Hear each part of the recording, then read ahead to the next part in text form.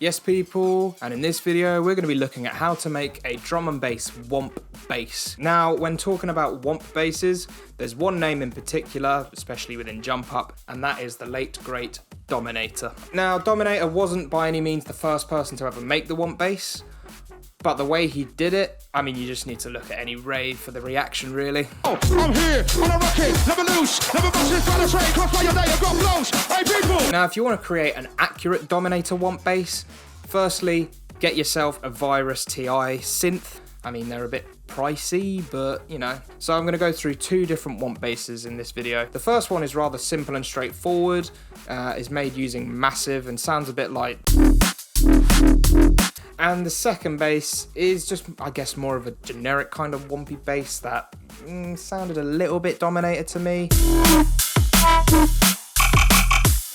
And that's made using Serum. Now, as I've already mentioned, these aren't exact replicas of Dominator's Womp basses, but if you're looking for a starting point on making Womp basses, you might find this video helpful.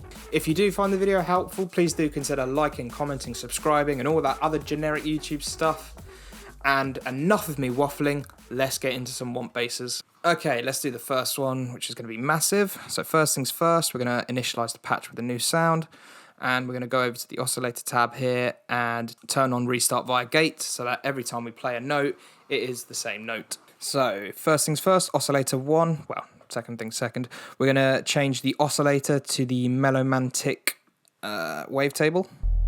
And we're going to put that at the 12 o'clock position, or pointing straight up. Next, we're going to come over to the filter. We're going to change this to a daft filter. Put the cutoff around sort of 10, 11 o'clock-ish. And just bring the resonance down ever so slightly. And then finally, on the effects, well, not finally, but we're going to go to the effects and we're going to select the Teletube distortion. And we're going to bring the drive down to about 10 o'clock. Cool. So far it should sound a bit like this. And now to make it Womp. So we're going to go over to the first LFO here, or 5 LFO. Sync it and put the ratio at 1/4. And we're going to drag the... Actually, no, we're going to leave the X-fade curb in the center. And we're going to change this bottom LFO to bending 1. I'm going to drag it so it has a similar sort of... It kind of looks like the same sort of thing is happening on the first LFO pattern and the below LFO pattern, second LFO pattern, whatever. Anyway, so this is where we're going to make it Womp. So the LFO can firstly come over to the cutoff, and we'll drag that up a little bit. And we'll bring it over to the distortion as well, where we'll drag that up a little bit too. Might even bring this down on the distortion a bit. Maybe on the cutoff too.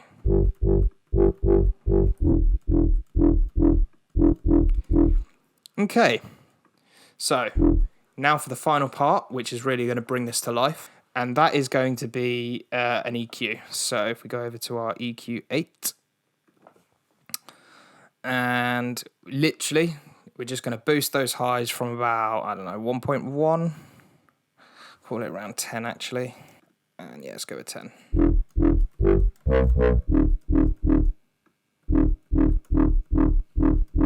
And there's the Womp. Very simple, very straightforward.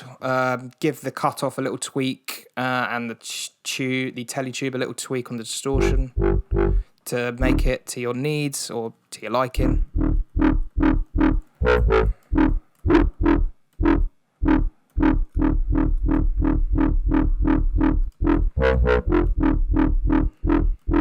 And there you go, that's the first bass. Rather simple, rather straightforward.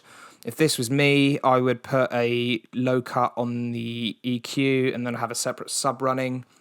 But yeah, that took a couple minutes, if that. But yeah, let's get on to the second one. So I'm going to want to get rid of this and replace it with our good friend Serum. Okay, so the starting point for this one, well, both oscillators will turn randomized phases off, which is, again, similar to the restart via gate button in Massive. So on this first oscillator, we're going to go to analog and B-sod square. We can leave the wavetable in the position it's in, which is on 1. And the warping, we're going to go FM from B. And we're going to put it at 56%. So, lovely stuff. Right, for the second oscillator, we're going to put it onto digital FFT Animal 1. Going to put the wavetable to 110. And we're going to put the warping to Bend Plus at 88%. Oh, and finally for this oscillator, this is a big thing to miss out. We want to put the octave to +3. So currently it sounds like this. Doesn't sound great, does it? But bear with us. So let's go on to the filter, where we'll change this to low 18.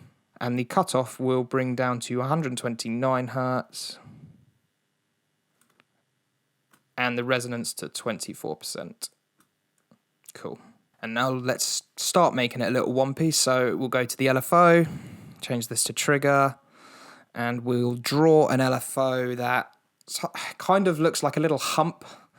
One thing I'll say about it as well is don't feel like you need to get everything on grid. That kind of human element, I think, adds to the vibe of the sound. So as you can see, this starts slightly after the second point in the grid, and it's just, yeah, so something like that should do the trick nicely. As I say, not entirely on the grid, but yeah, we're going to drag this LFO to the cutoff, and mine's not going both ways, so I'm going to quickly head over to Matrix, change the type so it goes both ways. Lovely stuff. And I'll just bring that down a bit so it's looking more like that. And then we'll add this LFO to the resonance.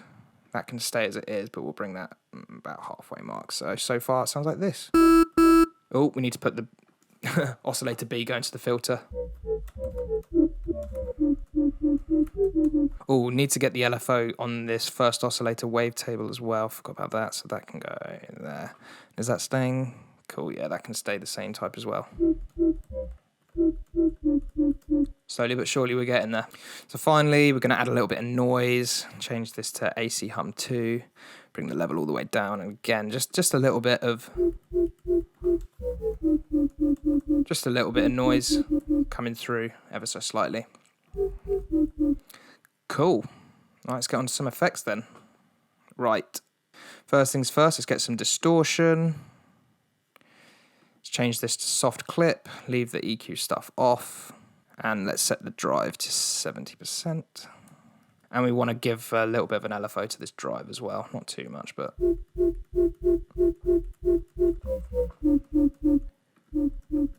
just giving it a bit of warmth. Next, we've got the compressor. Let's whack that on. Change the threshold to -10.8. Change the ratio to 1.3 to 1. And up the gain to 17.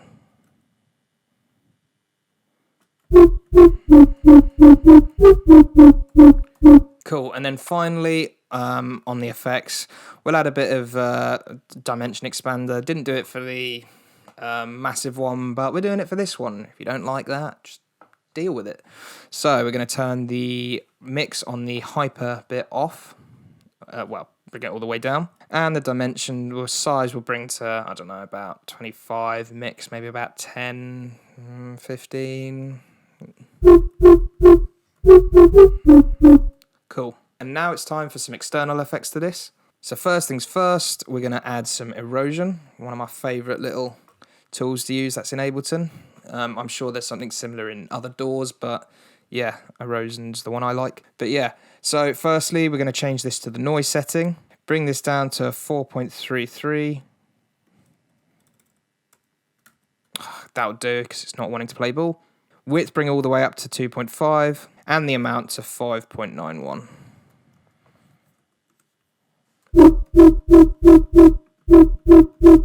As you can hear, it's just adding a little bit of white noise background, making the sound a bit thicker.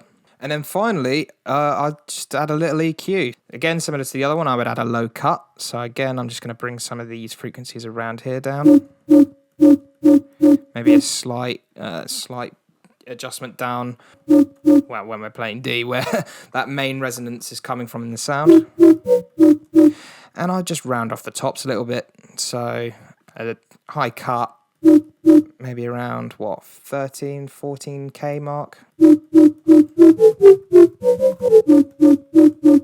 Yeah, just something to, I don't know, just round off the top. And there you go. That's a Dominator style Womp bass made in Serum. As I've already mentioned, I mean, I'm not Dominator, so these aren't 100% accurate, but I'm hoping they should be enough to point you in the right direction to be making your own Womp basses. If you've made it this far into the video, massive thank you for watching it. I hope you found it helpful. If you have found this video helpful, do consider subscribing if you aren't already. It does mean a lot. It does really help the channel, and it does let me know you want to see more of these sorts of videos. This video was requested quite a few times by quite a few of you, so if there's any other sorts of videos you'd like to see, please do let me know in the comments. I do like to read them. Anyway, I've waffled on enough, so until next time, I'll see you later.